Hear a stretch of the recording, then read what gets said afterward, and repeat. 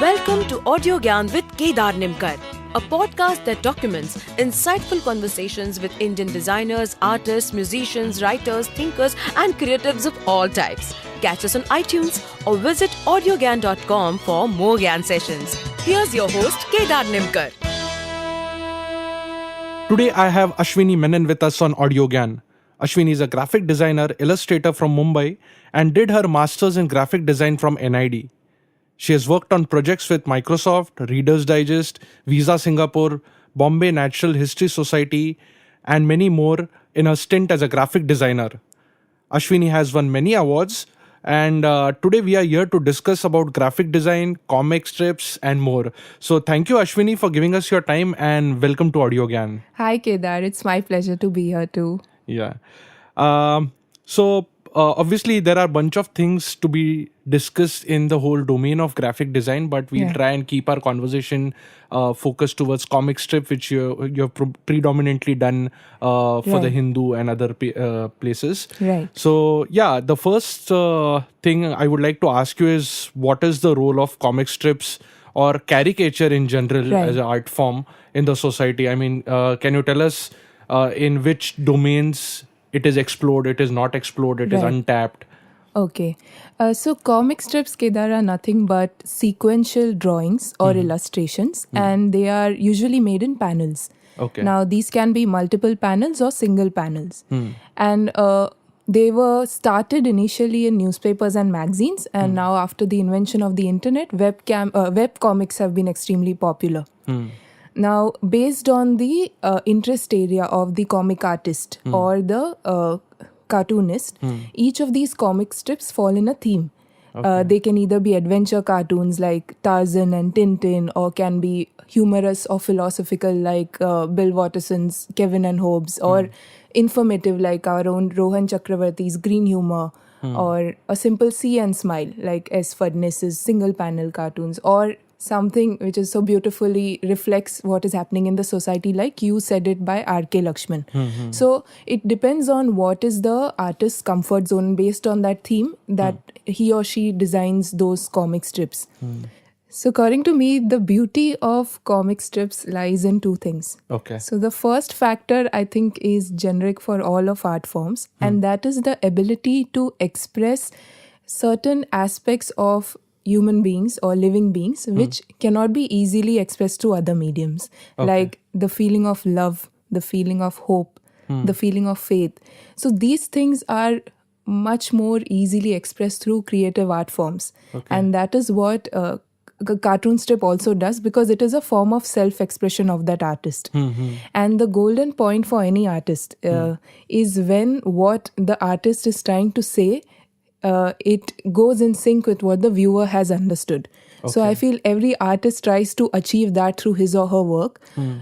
Not that that person always has that in mind while doing that, but if that happens, it is, like a golden moment for the artist and the viewer. The second most important aspect as to what makes a cartoon strip beautiful is the brevity. Okay. How you bring such a huge idea together in just 2 sentences or just 2 panels is not an easy task. And there was a famous saying, I don't remember who said that exactly, but what that person said is that if I did not have enough time, and that is why my speech is so long. I think Winston Churchill. Yeah, Winston Churchill. Yes. I should have known that. Yeah, Sorry. no problem. So that is the bottom line of what these cartoon strips do. Yeah. And I think it is because of a limitation that where the cartoon strip is produced, either in the magazine or the newspaper, the viewer has just 30 seconds to read it, or just 1 minute. So you cannot have long passages going on that sheet of paper. Correct. So because of that limitation, this brevity came in. And also in the style in which these cartoons are made, you see they are not real. Usually they are black and white, or these simple sketchy line drawings, because it is pastel colors, flat ones. Yeah. Flat ones, exactly. It is easier for the artist to reproduce that same style because some cartoons come out daily, some come out weekly. So these two things are, I think, what make the cartoon strips really unique. And how they are important in the society, I think that obviously they play an important role as any art form. That you cannot imagine life without music or dance or theater or films. In the same way, this colorful piece of drawings or these panels that are there in the newspaper are like a breather for any viewer in any publication. I say it is like a weekend for a week. Weekends are not really useful, so you can't really ask someone that what is the use it is giving me. But you and I know how much important it is, and it really preps me up for the weekdays. So these are like breathers, and these are just like these small instances that you get to connect with something which is non-mundane. Yeah. But is like, as you mentioned, it depends on the artist comfort level of how it needs to be stylized or things like that. Right. Can it be commissioned, or is it always an artist's self-expression, especially in the comic strip Right. discipline? Right. That's a good question. So I think this is where I think the comic strip falls a little into a designer's field. Okay. Now, for viewers who are not really familiar with this field, the difference between art and design is the artist doesn't care about what the viewer feels about his art form. It is predominantly self-expression, whereas a designer has to always care about how the viewer or the user is going to interact with the product or service. Correct. Now, a cartoon strip, for example, my cartoons, Ecotism, they are my self-expression, but somewhere I want my target audience to feel something out of it. So, like you asked, I had recently done a cartoon strip for a single panel cartoon for Greenpeace. Okay. And they had been reading Ecotism, and they had a ask.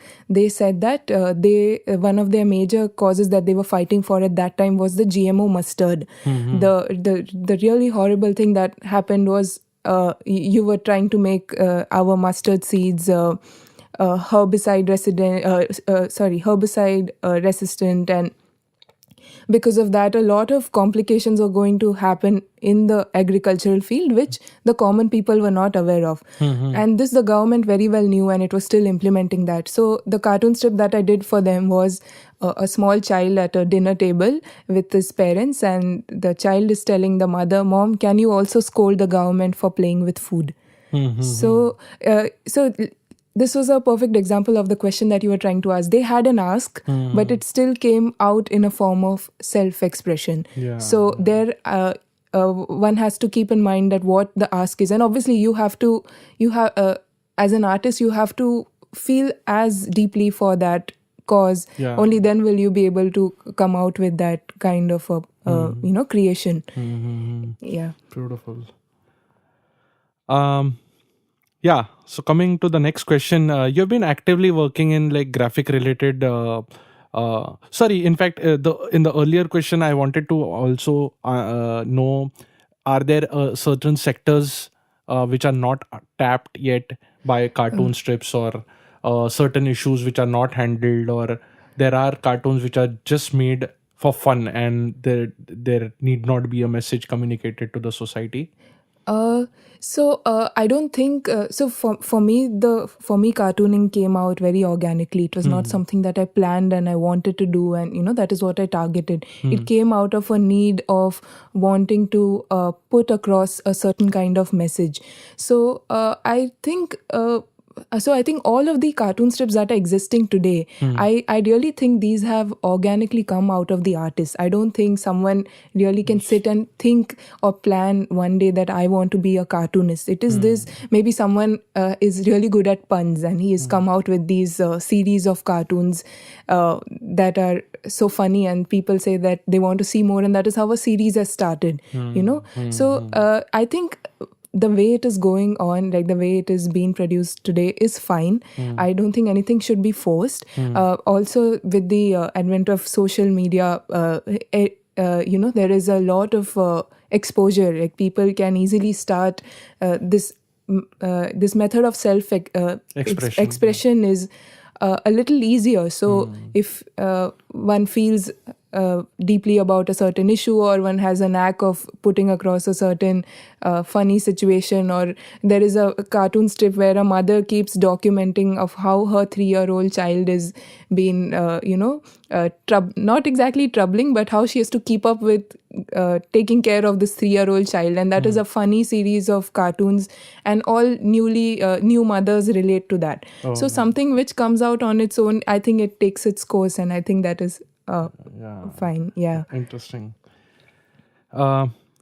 So coming back to the second question, you've been actively working in like graphic related related to nature in general. Right. So is there any way that you measure success, because since you do it with an intent or Right. have some sort of an expression, Right. and the thin line between art and design, so how do you measure your cartoon strips? Right. This is it's a very important question, because I did question this to myself a lot of times.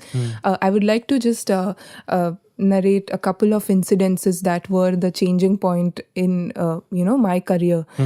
So the first was during my final semester at NID. I how our education system usually is. It is always making us these competitive students. Earlier as kids it is marks, and then as you grow up it is the money. It is more than what the means are to achieve it. It is about how much you have got in the end. A 95% scoring child ko we will never ask that did you really understand what you studied. As long as you've scored 95, it's fine. So I was in that mentality for a very long time, to be honest, and I thought I have to be the best in my industry. However I can be, I will try my best and do that. And it was later, I think, I listening to a series of TED Talks and all, I suddenly realized that, and also the kind of assignments that were given, to us, I realized that being a graphic designer is not something that is going to earn me money tomorrow. It is a skill.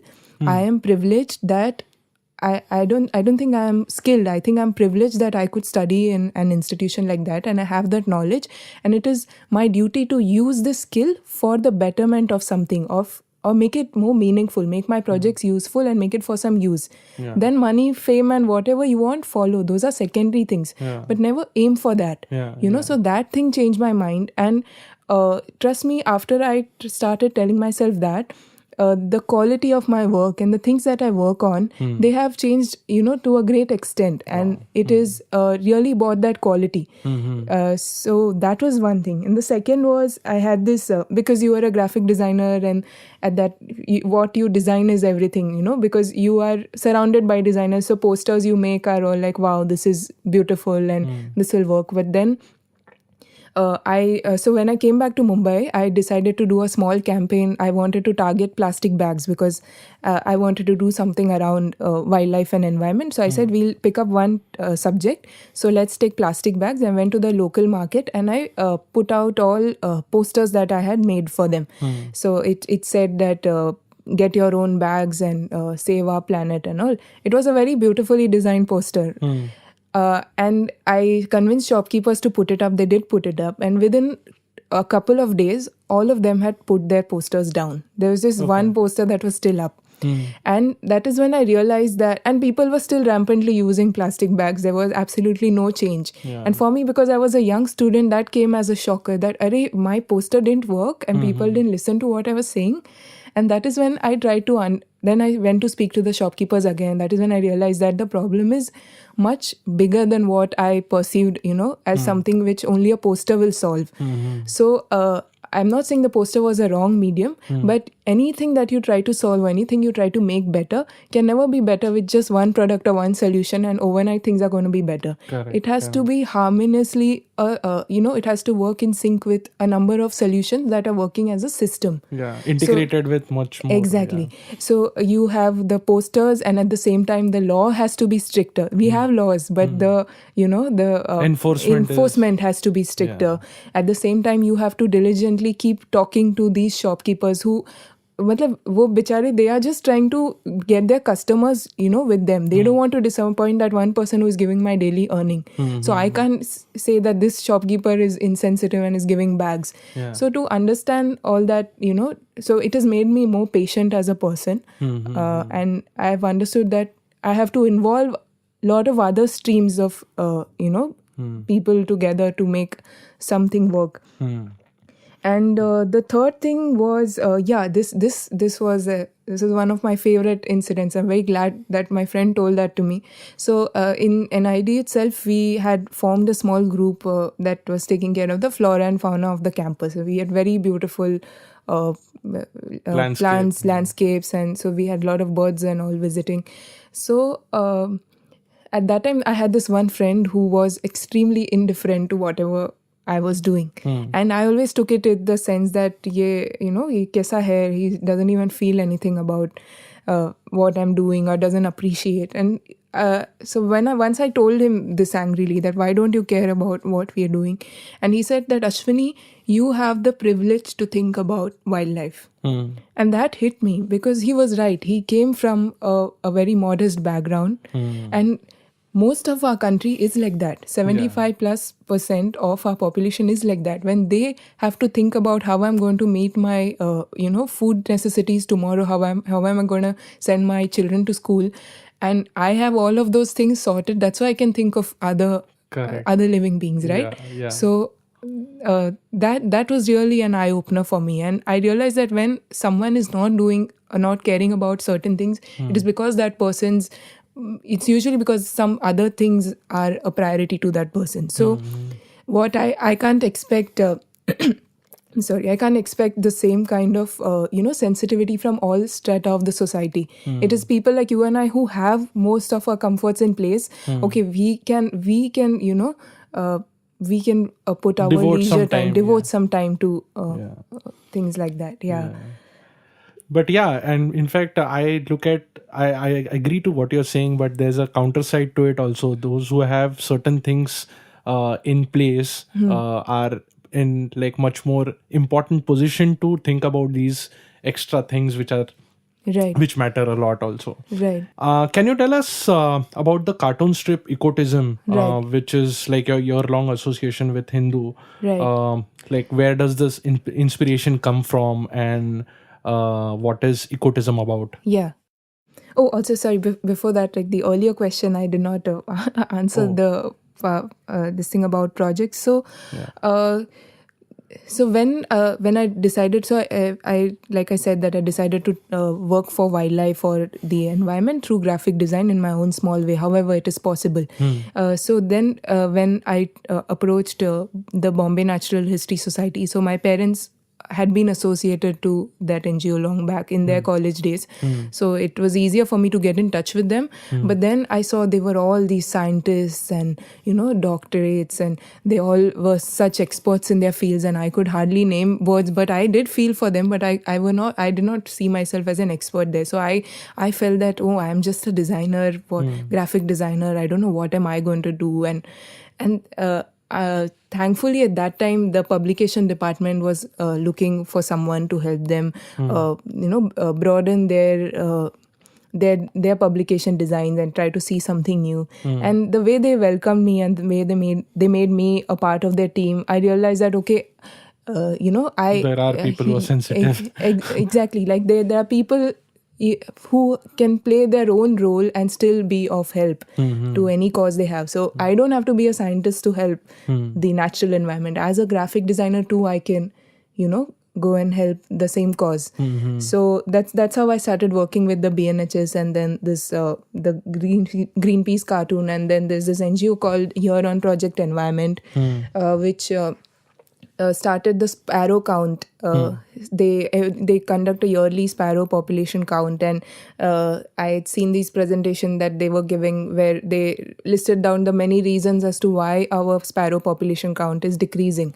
So I thought, why not convert that into a cartoon strip which can easily communicate the reasons. So for example, in one cartoon I had shown this sparrow lying at a psychologist on a psychologist's bed, and saying that it is really lonely at the top, So it was the main reason was that they are losing their mates, and sparrows being extremely social birds, it's very difficult for them to live as individual birds.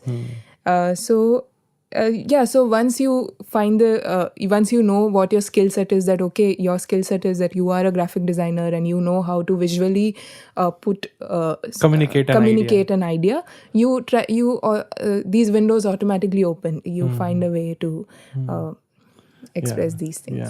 And coming back to the third measuring question, part, like I said that. And it's still very difficult for me to say that anything that I did was successful. But you just keep trying in all directions. I'd like to compare this with nature's dispersal of seeds. The pod will throw out some billions of seeds, and of that some hundreds will actually get dispersed. Of that some 10 will grow. So you have to keep that same mindset because that's what is going to happen. Of the 100 people who see your work, 25 will be sensitized and 5 people might do, or even if one person does, it is worth it. It's the ray of hope which I think every designer has. Exactly. Exactly. And can you tell us about the Ecotism project? What it is? The Ecotism, it came. Initially I started doing these. I have this affinity towards shortening things, like to putting everything into one line, because it's extremely challenging, and it helps you sharpen your skill also as a designer to a great extent. So I used to create these single panel cartoons called Doesn't Matter on Facebook.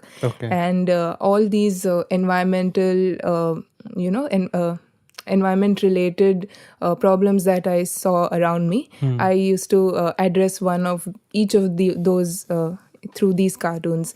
And then once I made, I think around 35, I thought that I got a decent response for those cartoons. So I thought that maybe it needs a wider audience than just my Facebook page. So I just tried to search all the newspaper IDs that I found online, contact IDs, and I just wrote to all of them saying that, see, these are the kind of cartoons I do, and I do not see a lot of environmental cartoons in the newspaper. So would you like to collaborate? And after 6 months, it was the Hindu that replied, and I was thrilled. I was like, I did not believe them. So till I actually made the first cartoon, I did not believe this was happening, because so this was something which was like a meeting point of both the things, right? As a designer, you get to put your work on the paper, and it's about an issue that you really care about. So they said that we'll call it Ecotism, and it has to be in this area. So I had to just resize my cartoons, and then it went on from there. And sometimes the inspiration for these cartoons come from you just have to keep your eyes and ears open. So one of my earlier cartoons was when I was traveling by train, I saw this lady carrying a bag, and a jeweler shop's bag, and it had this tagline at the bottom saying, "We have no branches." And so I turned that into one of my cartoons. There's a poster on the tree which is recently cut on the footpath, and it has and it has this line saying, we have no branches. So many a times I see these save environment campaigns, and there are pamphlets printed, and you're actually wasting paper doing that. So I made another cartoon on that. So many a times these things that you see around them, you try to translate that into a cartoon. Or these anti-pollution face washes. I never get the point of these face washes. Like, who is creating the pollution? It is us, right? Like, we always have this habit of saying that jo galti kar raha hai, wo koi aur kar raha hai. And, it is never us who is a part. So that is the bridge that I wanted to try to show through these cartoons. Most of these cartoons, if you see, they kind of indirectly point at our own selves, that it is us who is doing. It's no third person, or it's our wants which is making these things happen. There's a famous line, I think, which says there's a lot of traffic jam, but actually you are the traffic jam. Exactly. That is the saying. This one is slightly to understand about big brands which you have worked along with. Right. Like Microsoft, Visa Singapore, are Right. these people or are these brands sensitive to art in general? Because I am aware of Infosys and TCS doing some sort of environment related projects. So are Right. these brands, do these brands ask for certain um, environment related or Yes. sustainability related projects from Yes.